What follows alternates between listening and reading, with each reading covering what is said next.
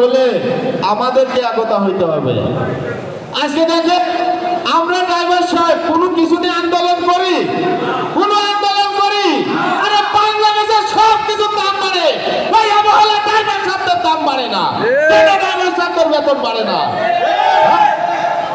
একটা পণ্যর দাম বাড়তেছে, গ্যাসের দাম বাড়তেছে, তেলের দাম বাড়তেছে, বিদ্যুতের দাম বাড়তেছে, কিন্তু ড্রাইভার সাহেবদের একটা টাকার বেতনও কিন্তু বাড়ানো হয় না। এই কথা কার দোষ দেবেন? এই দোষ কিন্তু আমাদের। এটা আপনি অন্য মানুষের দোষ দিলে হবে না, এই দোষ আমাদের। আমাদের যদি না হতো, বাংলাদেশে যদি তেলের দাম 1 টাকা বাড়ায়, আমাদের বেতনও কিন্তু 1 টাকা বাড়াইতে হবে। জানি না গাড়ির ভাড়া বেড়ে যায়, আমরা কি পাপ করছি? আমার 1 টাকা বেতন বাড়ে না।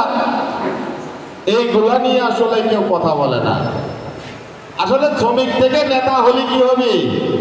নেতা হওয়ার পরে আসলে এই শ্রমিকের কিন্তু আমরা আসলে সেই মতো দেখি না। কেন? আমি নেতা হয়ে গেছি, এই জন্য আপনাদের দেখার টাইম নাই। আমি যদি 5 বছর 3 বছর থাকি, ওটা আমার কাজ ছাড়া।